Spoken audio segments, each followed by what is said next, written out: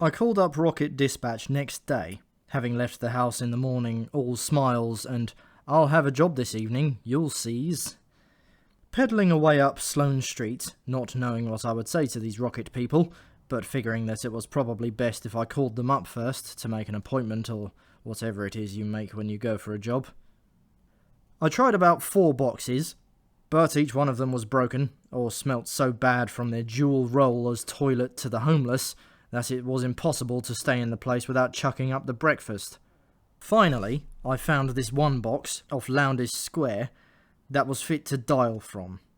I should have known to go to this place first, because it was even richer than our area, and the residents are also frightened of being mugged. They make sure all the boxes work in case of mugging emergencies. I went in and put my 10p in the slot and dialed the number. Some West Indian man answered the phone, and I told him I wanted to speak to the personnel department. He said I couldn't, and I said why not, and he said because he was out. So I asked him when he'd be back, and I was looking up at the wall of this box, noticing that these places attract a lot of perverts that liked writing pervy things up on the wall. He said, "Who wants to know?" "I do." "Who are you?" "My name's James."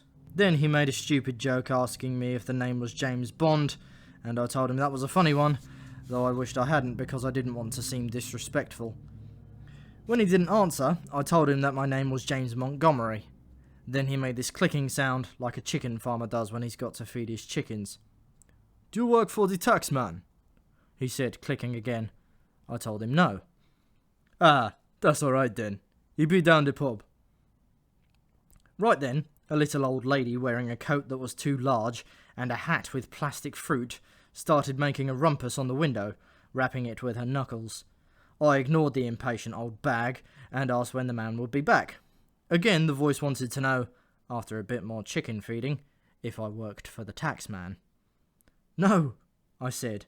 Then to the old bat who was starting to make faces at me and rapping with both hands, "Go away!" "What?" he said. She banged some more and I said, "Go away!" "Who?" he said. And I said not him, but her, and it took even longer to explain to him who she was and why I wanted her to go away, and now she was getting out of hand and trying to pull at the door of the box, and I had to hold it closed until he told me that if I wanted a job, I should come round after the pubs had shut.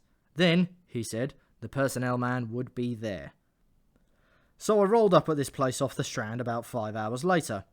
It was a right hole. The building was dilapidated, and the brickwork was crumbling.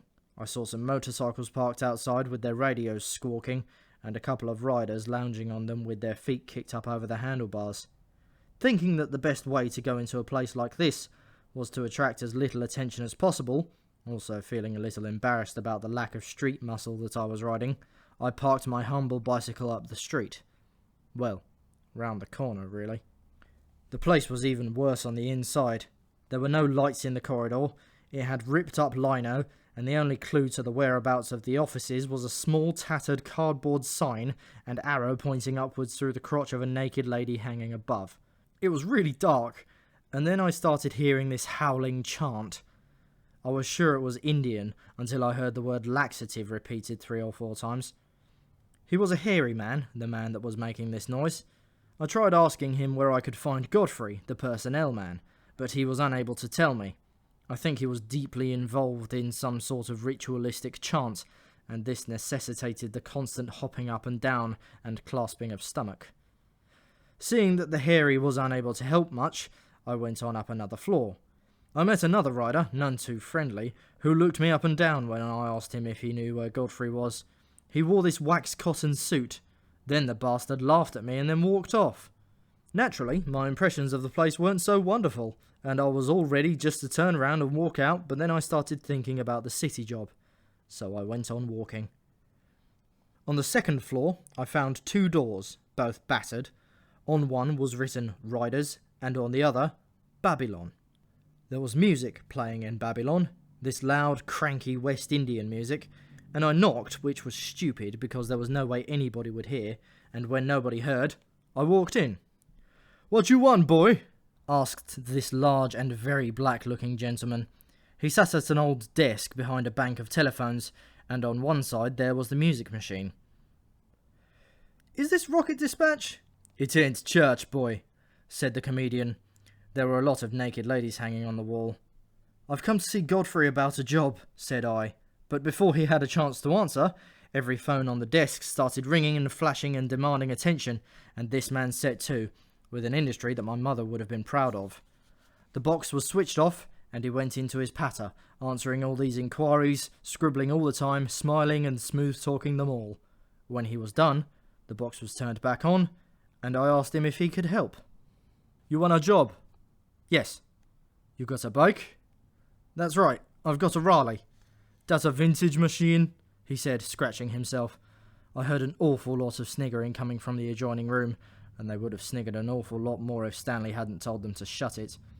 It's 10 years old, I said. Is it a motorcycle? No, it's a push bike. Boy, he said, why you waste my time? I shrugged, and Stanley fed the chickens. Then the chicken feeder pointed behind him to a large map of London and the home counties, and told me that this was the area he worked, because they were a distance firm, with a lot of clients that had business in the countryside.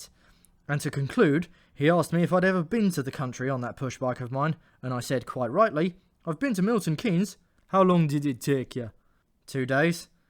This the chicken feeder thought magnificently funny, and nearly socked a hole in his desk with all that glee he was pounding out. Then he threw his neck up to howl, like wolves do. Then he scratched himself. Finally, he managed to get out a sentence without choking himself. He said, some of my riders can make it there and back in under 90 minutes, providing, of course, there be no complication with the law. Well, that was that, I thought. I'd tried, and I'd made an idiot of myself. What I did then was to just make sure there was no work for a pedal man like myself. No, said Stanley, but who was it that told you? I did, said a voice from nearby, and when I turned I saw the car beater, Chopper. He had a bandage around one of his big boots. Well, well, said Chopper, the idle rich no longer rich enough. Come about a job, have you? That's right, said I. So why you tell him, Chopper? You haven't the most friendly of nature at the best of times.